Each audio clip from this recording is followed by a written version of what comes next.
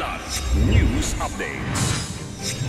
Mga balita ngayon, dating alkalde ng Lagayan Abra patay matapos barilin sa kanyang tahanan. 6.85 million pesos na halaga ng shabu nasabat sa NAIA. Babaeng consignee arestado. Implementasyon ng NCAP hindi sususpindihin sa kabila ng pagkaantala ng EDSA rehabilitation. Ako po si Cesar Soriano para ihatid ang nangungunang mga balita sa buong kapuluan ngayon.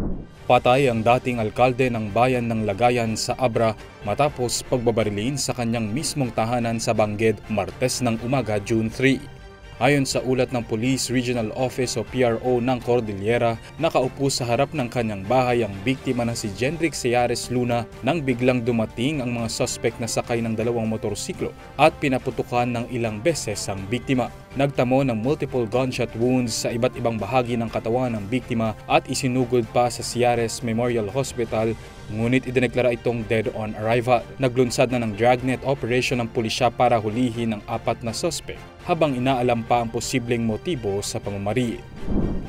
Arestado ang isang 28 anyos na babae matapos tanggapin ang isang package na naglalaman ng hinihinalang shabu na umaabot sa halagang 6.8 million pesos. Ayon sa ulat ng Philippine Drug Enforcement Agency o PDEA nitong Martes, tinanggap ng suspect na kinilalang si Ruth ang parcel sa Central Mail Exchange Center noong Lunes. Giit niya, hindi umano niya alam na may lamang ipinagbabawal na gamot ang padala. Ang parcel na nagmula sa Ontario, Canada ay idineklarang ladies wear and bags. Ngunit ng inspeksyonin, tumambad ang ilang plastic packs na may tigi 1 kilong shabu, nakabalot sa foil at cling wrap. Na-recover din sa suspect ang isang cellphone, notice card at iba't ibang ID, kabilang ang mga dokumentong may pekeng pangalan. Isinailalim na sa inquest ang suspect para sa posibleng paglabag sa RA 9165 at RA 10863 o ang Customs Modernization and Tariff Act.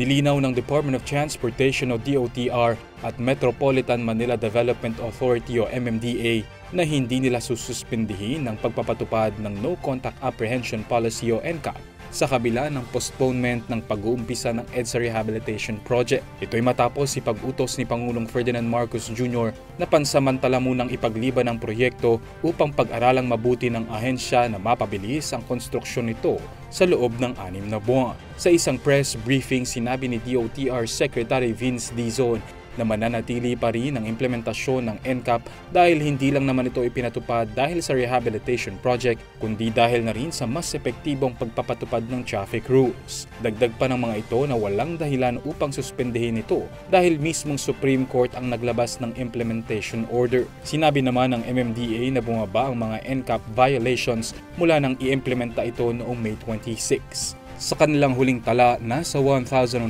violators ang lumabag sa unang araw ng NCAP, ngunit agad din itong bumaba sa 489 noong May 31 habang nasa 567 sa pag-uumpisa ng buwan ng Hunyo. Para sa Kidlat News Channel, ako si Renzo Lenon, nag-uula. Ako po si Cesar Soriano, kasama nyo sa bawat pagputo ng balita.